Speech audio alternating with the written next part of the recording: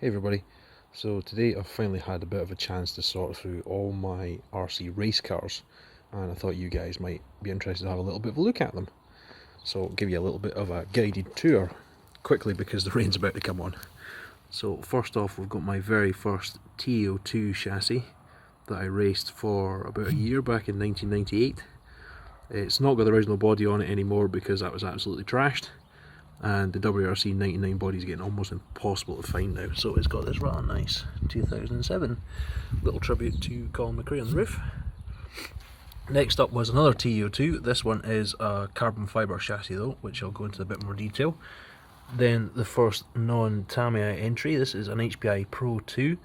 I actually had two of these for the two different surfaces you used to race on, one for carpet and one for wood. I actually sold both of them to fund my first Tamiya race car, but I actually managed to buy this one back again in Norway of all places, so it's quite cool to have it back again.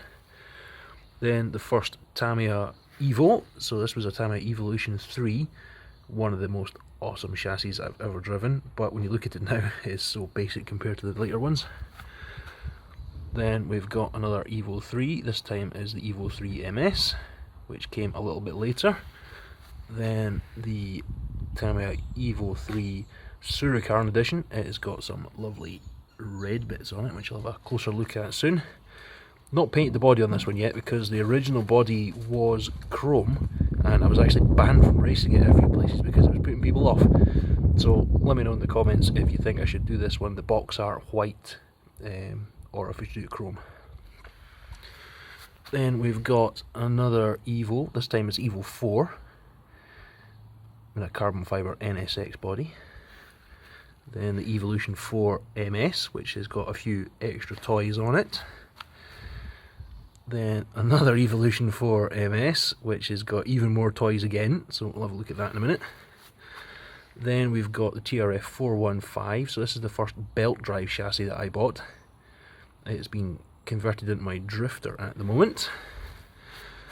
Then a 415 MSX, which has got a slightly different top deck and belt design, which we'll go into in a minute.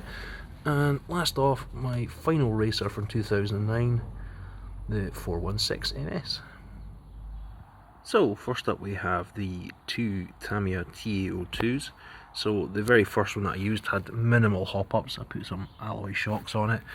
It had the lightweight drive shaft, this was actually carbon fibre, and it still had the 3-speed mechanical speed controller, which was very prone to overheating when racing, but when you start racing it's on a budget. Didn't know any better, I was still young, so it did me. That evolved into the carbon fibre version, so this one is actually homemade, cut it all out myself. Used a Tamiya Top Force as the design. Again, this one has oil-filled dampers on it, lightweight centre prop and anti-roll bars on the back. So in about 2001 I bought this from a friend of my dad's who was giving up racing. So it's an HPI Pro 2. It was a massive jump forward from what I'd been using. So a lot more adjustability, adjustable top links, adjustable steering links. Lots of lovely alloy parts. An absolute game changer when I came to race. Then we move on to the first proper Tamiya chassis, the EVO 3. Then you look back now, it is fairly basic compared to the later race cars, but this one had a lot more adjustability on it as well. You see all the extra holes in the shock tower for moving things about. Now the next after that was the MS version of the EVO 3, so you see it's got a slightly different front end on it, it's a more carbon. Shock towers are very slightly different, but apart from that most of it is still the same.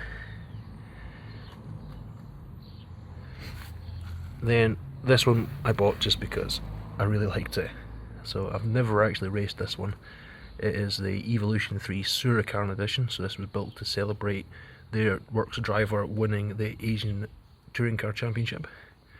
And lots of bits are his trademark red. Lots of bling on this one, very nice.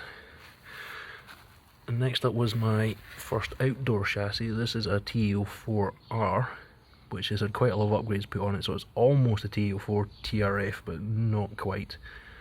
So it has EVO 3 shocks on it.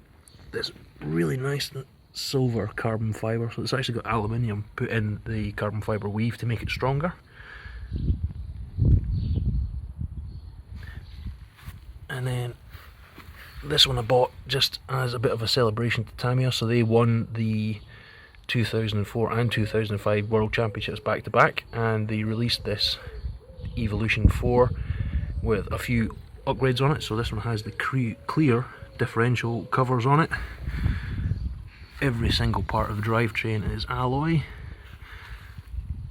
All the bulkheads are alloy, all the turnbuckles, absolutely everything is anodized in Tamiya's TRF blue. And you can see straight in, there's a one-way differential in the front there. And I built myself a racing version, which is very similar, but it's got slightly blue tinted gearbox casings. I don't know if you can pick that up in the video, but raced that one for quite a while. A couple little differences on it. It's got the universal rear shafts on it. And you see the bits of weight still stuck on it from when I used to race. Then we move on to my first racing belt chassis, the TRF-416. As I said, I'm in the middle of converting this one into my drift car, so there's a few things missing and the speed controller's not bolted down yet. But slightly different design, top deck split, a little bit easier to do maintenance on it. Things like bulkheads and shock towers are all starting to move lower now, which is a trend that continued all the way towards the end of my racing career, which is really obvious in the 415 MS-X. So this is the same chassis but a later limited edition version, and you can just see the difference between the top decks and how much lower they went on the MS-X. Gearbox at the back completely different as well, so it made it much easier to get out, because on the old car, to change the differential or to change the belts, you had to take all of this off, which took ages. On the later car, 4 screws and it's out. Much simpler. This one used to have the motor cooling fan hanging off the side as well. Back in the days of running crazy brushed motors, things got kind of hot. And then the very last chassis that I raced, the TRF-416. Another evolution. Everything's got much lower.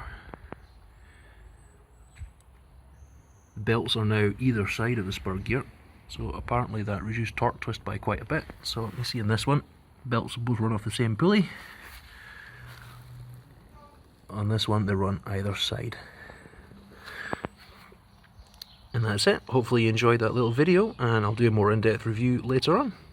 Thanks for now.